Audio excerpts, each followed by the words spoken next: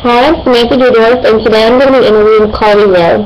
Hey Carly, could you tell me what your major is and where you go to school? I am a special ed, elementary ed major with a focus on learning disabilities, and I go to school at Hope College in Holland, Michigan.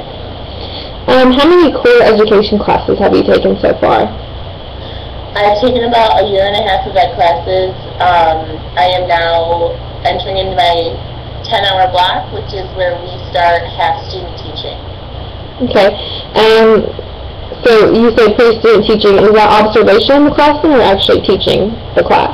We don't do observation at college. We right away do what we call field placements and then hour blocks. And we're shoved into the school system and we're expected to teach lessons. And we have mentor teachers, and so we're teaching about 3 to 5 days a week.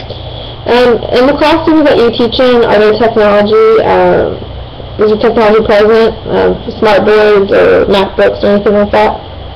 We have smart boards. We have smart boards in the elementary classrooms, and we have smart boards in our college classes.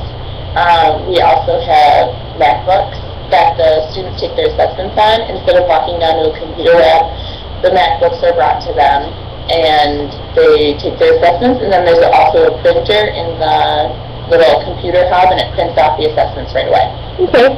And what is your view on all that technology in the classroom? Do you think it's effective, or do you think it's just not good? I think it's effective for us college students to have all of that technology in our college classes, but I'm not necessarily sure that it's effective in the elementary setting. I think we're depending too heavily on technology these days, and then teaching these kids to depend on that, I don't think is very beneficial. Okay. And have you ever used the blog in any of your classes?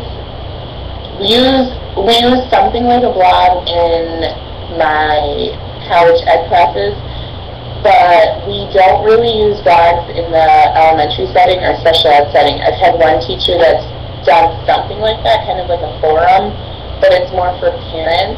The students, I think they just want to I think the teachers want to keep the students away from using stuff like that at this age. Do you think that it could be effective if used the right way, like having a blog and having students be able to connect with one another from all over the world? Do you think that would work? I have yet to see a good example of it.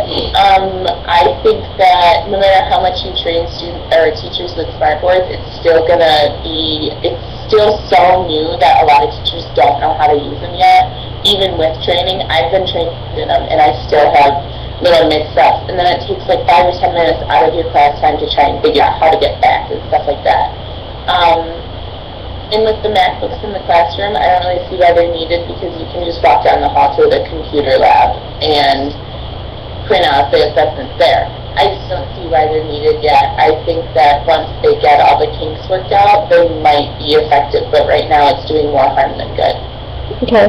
When you become a teacher, do you plan on using the technology given to us these days, smartboards or anything else? I would be kind of wary of using a smartboard.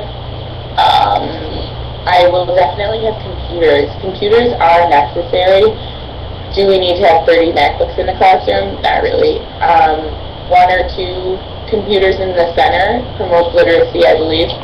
And if a school has a computer lab, I don't see what's so wrong with walking down to the computer lab. If they don't, obviously we're going to need MacBooks or something in the classroom. Mm-hmm. But yeah, I'm just going to kind of stay away a little bit so that the kids can explore in their own world rather than being thrown onto a computer right away. Alright, well thank you so much for your time. Learned a lot and got a different side of technology. Thank you so much for interviewing with me. Yeah. Bye.